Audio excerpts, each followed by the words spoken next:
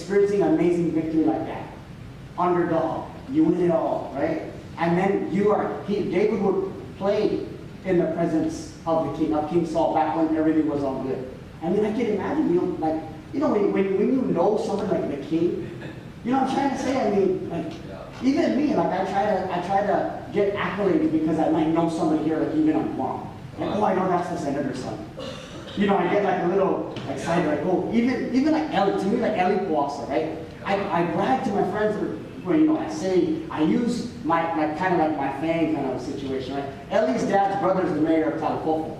So, oh, I know the Powasas. Oh, you know Ellie? Married to, and I say stuff like about their daughter sings, but I say, yeah, the dad, that's the brother of the mayor. Like, you know how you get that kind of, or even use Matt sometimes. Oh, Matt's dad, Uncle Ben will come talk to his brother, Uncle Roman, who's the former mayor of Talipofo. You know what I'm trying to say? You kind of get that little, you want some credit there, right? Imagine this dude. He's not saying I know something. He plays for the king. He would play. You know what I mean? You're like the star. I'd probably, if that was me, I'd probably be like, Guam USA is where I come from. You know what I'm saying? For the king. King might be like, no, that's not the song I want. But I think of that. This is the kind of situation, that's how cool David was. He was a young boy. He probably walked around going, oh, the giant? That was me, buddy. That was me that took him down. Yeah, that was me. I didn't even have to, I just used to see my slingstone. You know what I said? David's Shamor, that slingstone. Right? Come on, that's all. You don't even need to touch it. Right? And then I played for the king. Right? And now, this very king wants to kill him. Wow, how things change, right? You never know what God's doing in your life. You can be up here one moment and down here the very next. Amen?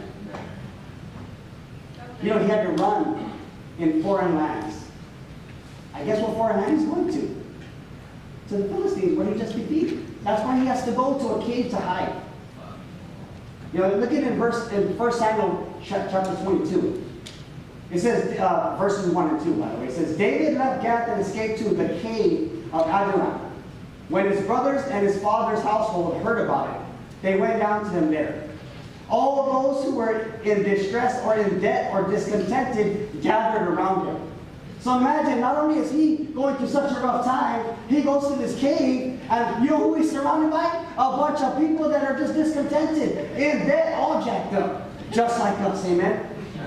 You know that when you get surrounded by a bunch of people that are kind of down too, sometimes it makes you feel a little all right when they start saying, dude, you that guy? That king? What's up with that king?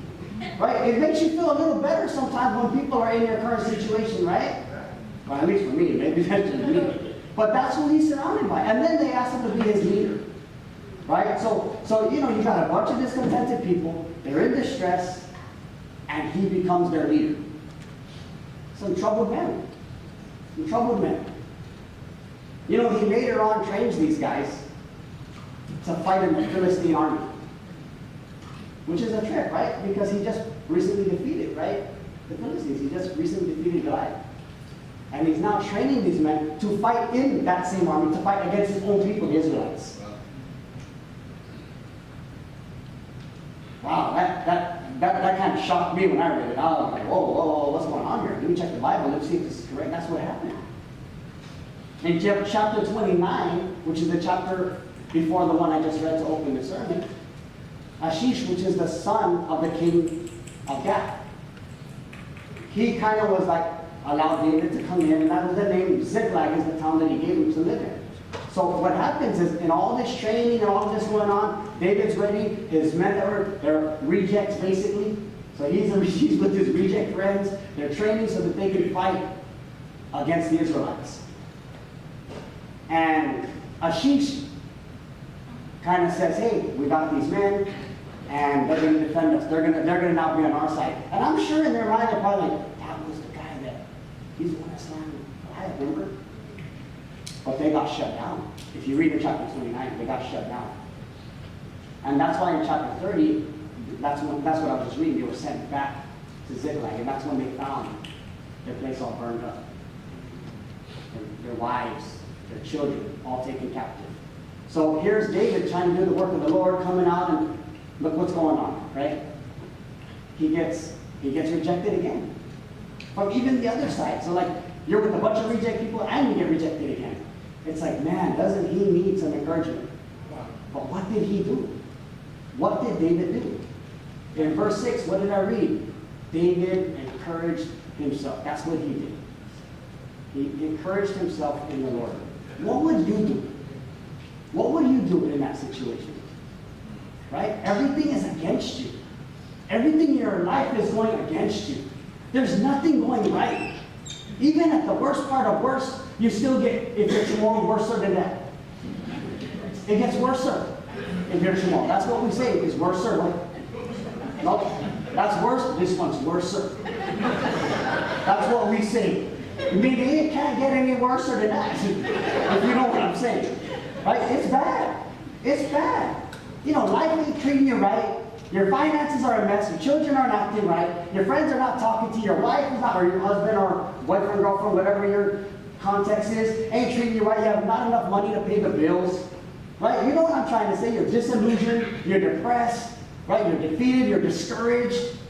Things are just kind of despondent. You're down. What do you do? What do you do?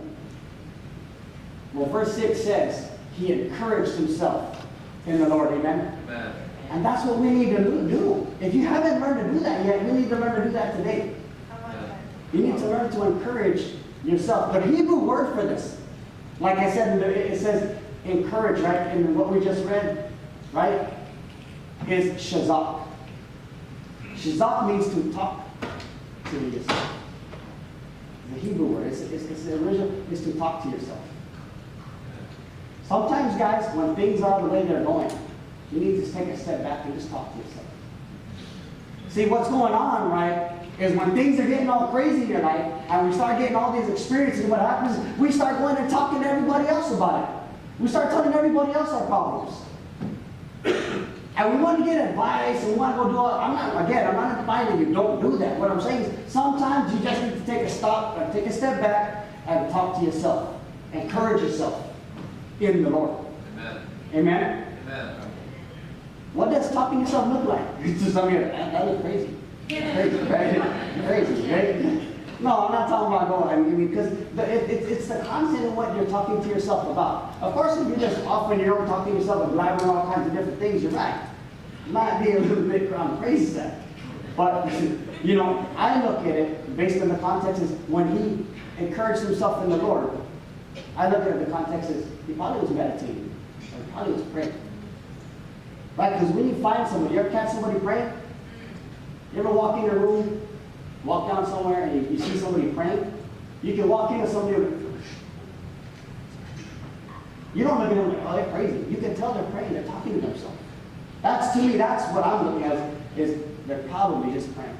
And I don't know about you guys, but usually after I pray, whatever I'm going through at the moment, usually when I pray, I find myself encouraged after doing it. Amen? I mean, that's the news that we got. You know, every time I heard something come in, I had to stop and pray and feel encouraged. I had to stop and think about what are all the great things that Kuya Danny did to help me. One was just right here. I'll tell you, I had a lot of people say, man, hey, bro, I like the tie, nice tie this morning. Right? And do I look all right this morning, guys, by the way? You guys know me. I'm the Dory guy, right? Quick Giants t-shirt, sometimes tank top, always out at the farm, right? When people look at me, they're like, "Boy, you preaching this morning?" This is usually the giveaway. One day I'm going to come in my regular clothes when I'm going to preach. And you guys will be, whoa! But Kuya Danny was the one that actually taught me about, because you know, I don't know fashion. My wife gets all the accolades when I do look good, and that's rare. But one of the things, right, guys, is the tie. So one day I was preaching, and I had a plain tie with a plain shirt. And Kuya Danny goes, bro, he doesn't embarrass me, you know, does it like a father, just does it like an older brother. Awesome encourager, awesome mentor. He pulled me aside and he goes, bro, whenever you wear a blank or plain, you don't wear a plain shirt. I said, brother, you could have told me that before today. I didn't know him because I thought I saw you today. I said, that makes sense. So today when I was dressing up, right, Mar got my clothes ready. I had the shirt and everything. Okay, man, I saw the tie go. Okay, blank. Okay. So if one's blank, the other one has to have a pattern. So if the tie is blank, your shirt gotta have a pattern. Okay? If your shirt's blank, your tie gotta have a pattern. I got that for you, man. Thank you, brother. Right? But then when I put the shirt on, I go, hey, well, honey, this is not long sleeve. For real, I don't, guys, I don't know these things. So I said, honey, I think we're supposed to have long sleeve when I wear a tie. She goes, no. You can tell how bad, guys, I'm sorry. That wasn't part of the lesson, but I'm just trying to tell you, I didn't know. So if I guess I asked, so I look good because I didn't know you could wear a tie with short sleeve. But amen to Queen Danny because he hooked me up and I'm still getting benefits on his, advice. Amen. Amen. And that, amen. Where I was at was a match to the point where David was at in chapter 30. Right? I'm going to go back to chapter 30, right, where we just read. He was running for his life for no reason. No reason at all. Right? He was the number one servant to the king. His company is a bunch of reject men. He got shut down in chapter 29, as I informed you, right, of being able to fight in this battle. He got shut down. He got rejected again. His place of residence was destroyed in verse 3. Burned down. Nothing left. They wept until they had no more strength to leave. His wives, his children, taken captive, gone, family gone. The people in this corner turned on him. If you look in verse 6, the people in this corner turned on him. They wanted to kill him. If you recall what I just read in verse 6, they wanted to stone him. There were talks about